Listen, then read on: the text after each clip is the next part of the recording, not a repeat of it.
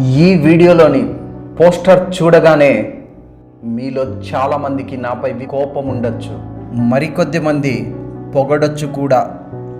అయినప్పటికీ భవిష్యత్తులో ఎప్పుడో ఒకప్పుడు ఎవరో ఒకరు లేవనెత్తేటటువంటి ప్రశ్నను నేను ఈరోజు లేవనెత్తుతున్నాను.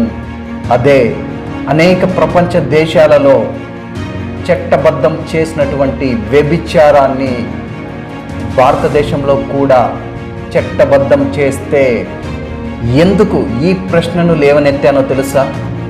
ఎన్ని నిర్భయలు, ఎన్ని చిత్రఘాట్ విషయాలు, మరెన్ని అమాయకపు జీవితాలు బలి అవ్వాలి, మరెంతమంది మైనర్ బాలికలు అర్ధాంతరంగా తమ జీవితాలను ముగించుకోవాలి.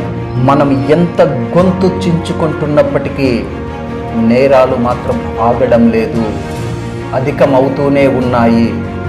అందుకనే మనమందరం కొత్తగా ఆలోచించాల్సి వస్తుందేమో అన్న ఉద్దేశంతో ఈ ప్రశ్నను లేవనెత్తుతున్నాను.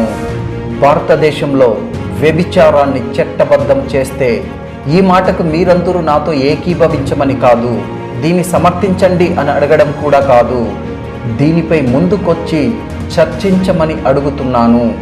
ప్రపంచంలోని చాలా దేశాలు వ్యభిచారాన్ని చట్టబద్ధం చేశాయి. వారి వాదన ఏంటో తెలుసా? ఈ రంగాన్ని నియంత్రణ చేయడం ద్వారా అక్రమమైనటువంటి కార్యకలాపాలు నిరోధించవచ్చని, ఆరోగ్య పరిరక్షణ, భద్రత, అమ్మాయిల అపహరణ, మైనర్ బాలికలు మరియు వృద్ధులపై అత్యాచారాలు, అదేవిధంగా అమ్మాయిలను బలాత్కారంగా వ్యభిచారంలోకి నెట్టడం, ఇటువంటి వాటన్నిటిపై చట్టపరమైనటువంటి పర్యవేక్షణ ఉంటుందని భావించాయి. భారతదేశం కూడా ఈ అంశంపై బహిరంగంగా శాస్త్రీయ ఆధారాలతో నిపుణుల యొక్క అభిప్రాయాలు సేకరించి ఒక జాతీయ చర్చ జరపాలా, లేక ఇప్పుడు ఉన్నటువంటి విధి విధానాలలో మరింత కఠినమైనటువంటి చర్యలు తీసుకురావాలా?